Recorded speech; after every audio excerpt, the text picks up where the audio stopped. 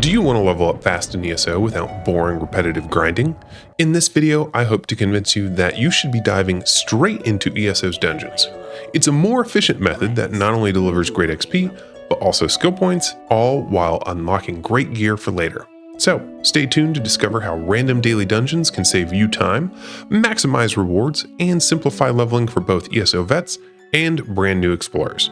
Let's dive in. Welcome back, Heroes of Tamriel. I'm Cal, and today we're going to be talking about leveling up in ESO.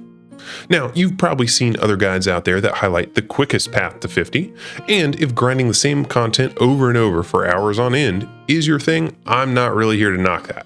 I mainly want to let newer players know that there's actually another way to level up quickly, and as far as I can tell, much more efficiently. Sure, grinding those dark anchors in the Alakir Desert, or Skyreach in Craglorn, or maybe even the Black Rose Prison in Murkmire are all great options, but they aren't going to help you earn skill points or collect dungeon gear that you might want to use in future builds. They might be the quickest to get you to 50, but then you're going to have to go back and do all of that other content to get the gear and skill points you need to actually put together a competent build at level 50. So for me, my method, random daily dungeons, often queued as a tank. Let me explain. Your first random dungeon of the day grants a massive XP reward in ESO. And then you can keep jumping back into that random queue for more XP, but that first random of the day is even better.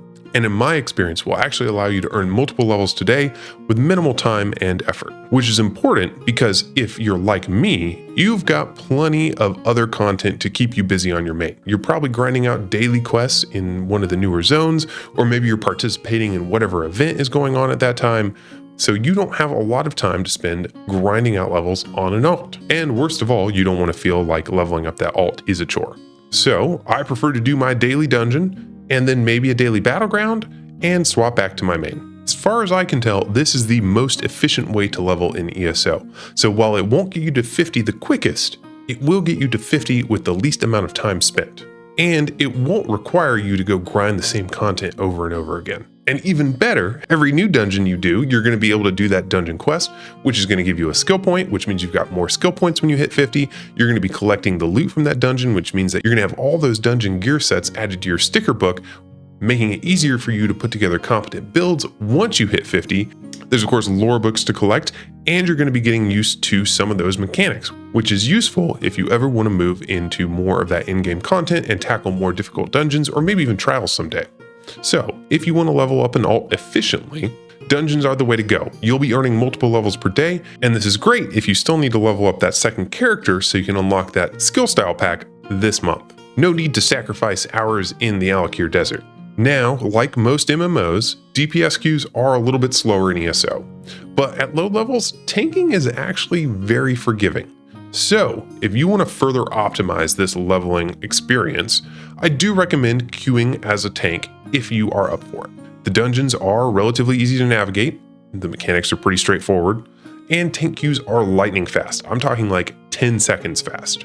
This is going to enable you to get in and out without that long queue time. So, let's talk a little bit about tanking in ESO, especially at low levels, because I would personally never advocate for fake tanking. But we're talking about some of the easiest dungeons in the game, so expectations are rock bottom at level 10. And in many ways, you're doing your party a favor by enabling a quick and easy dungeon run, regardless of your skills. However, even if you're not comfortable queuing as a tank, please don't feel like you need to wait on dungeons. The absolute best time to queue up is when you're at lower levels, because you will only be able to access the easier dungeons. One of my biggest regrets when I started playing ESO was actually waiting. I waited until I was a much higher level to queue up, and I didn't have that nice ramp up. I was level 45 with ESO Plus, and basically every dungeon in the game was a possibility.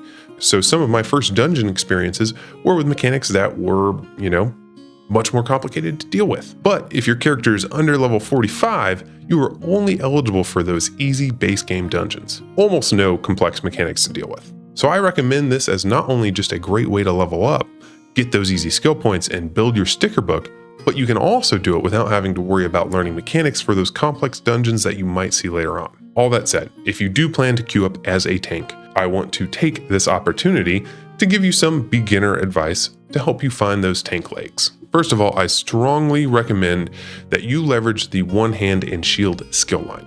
Slot a taunt, and equip as much heavy armor as you can get your hands on. There are plenty of more advanced tank builds out there that ignore these guidelines, but if you're just dipping your toes in, especially at low levels, why not make it easy for yourself? In these beginner-friendly dungeons, a tank isn't even strictly necessary, but you should at least be taunting the boss. Now, the only reason that I'm even talking about this is because, for me, even if I'm not planning to play my character as a tank long-term, I will still start out as a tank just because it makes leveling a new character such a breeze, cutting that queue time from a few minutes down to a few seconds. Let me add some additional explanation here for anyone who is brand new to ESO or maybe even MMOs. The number one reason that I insist on using the one hand and shield skill line in ESO for new tanks is for the puncture skill, which is the first skill that you'll unlock. All you need to do is equip a one-handed shield and then gain some XP, kill some random mob, and you'll unlock the skill line and that skill. Puncture is a taunt that also reduces the target's resistances, and those are the first two responsibilities of a tank in ESO, taunting the big bads and lowering their resistances so the group can do more damage. That skill is probably going to level up pretty fast, so you should absolutely upgrade it to the Pierce Armor morph when you can, as that morph also applies Minor Breach, which is going to further reduce the target's resistances. Beyond taunting the biggest baddie in the group and applying both Major and Minor Breach, the tank's main responsibility is really to survive. And that last bit is why you're probably going to want to make sure you're wearing at least some heavy armor as the tank. Most heavy armor sets in ESO are designed for tanking, but heavy armor also provides more damage mitigation through its armor value and its passive abilities. At these low levels, of course, you don't need to worry about any specific builds. Collect what you can, wear the best you've got, and you should be just fine. Also, don't forget to block and try to interrupt the boss if you see them winding up for a big attack.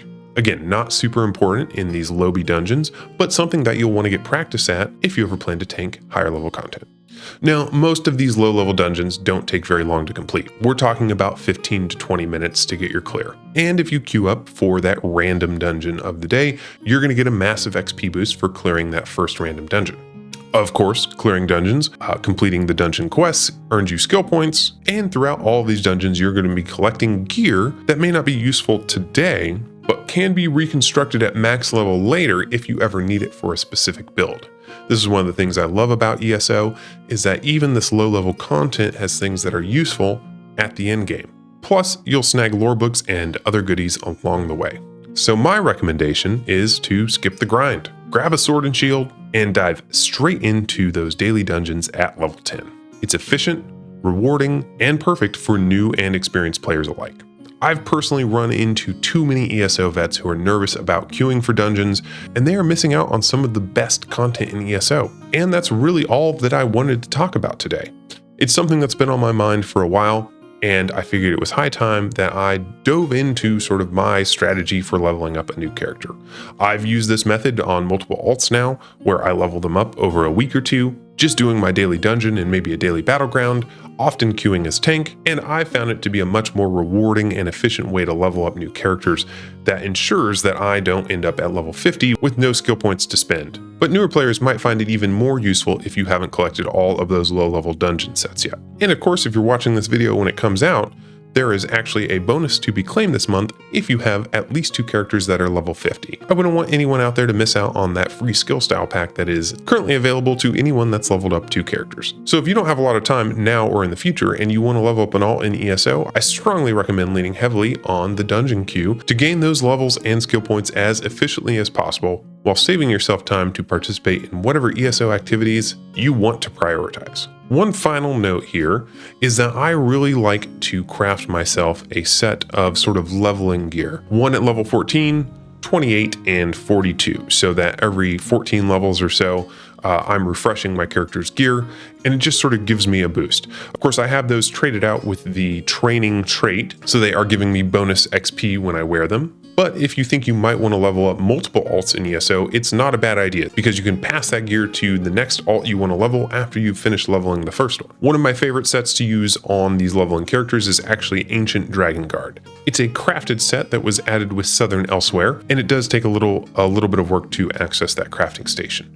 But if you happen to be playing on the PCNA server, Of course, you can always visit my house, where I have that set available to anyone who visits via the Master Crafting Stations. And if you're brand new to ESO and you are not able to craft a particular set and you need some help crafting some newbie gear, I would say don't hesitate to reach out to someone you know in-game. I have found that there are many players out there that are more than happy to craft a set of training gear for a new player or someone who's just leveling up an alt. ESO is an extremely alt-friendly MMO. Champion levels are shared, and of course, you can pass gear between your alts. So while you may not be able to play every class with a single character, there are few barriers to expanding your roster. Alright guys, I think it's about time to wrap up this video. I want to thank you all for checking this out and watching to the end. I'm a fairly casual ESO player, and I've got monthly videos that cover housing, fashion, and of course tutorials and guides for the Elder Scrolls Online. So if that sounds good to you, be sure to hit that subscribe button, and I'll see you for the next one. Before I go though, I do want to say thank you to my supporters over on Patreon, and if you'd like to get your name in the credits on screen in the next video, be sure to hit that link. I thought it might also be useful to share a playlist of some of my favorite ESO videos along with some of the guides that I've created over the years that I thought might be useful to you next. So be sure to check that out in the end screen. And that is going to do it for me today. Thank you all again so much for watching the video. I hope I'll see you for the next one. But until then, bye for now, everyone.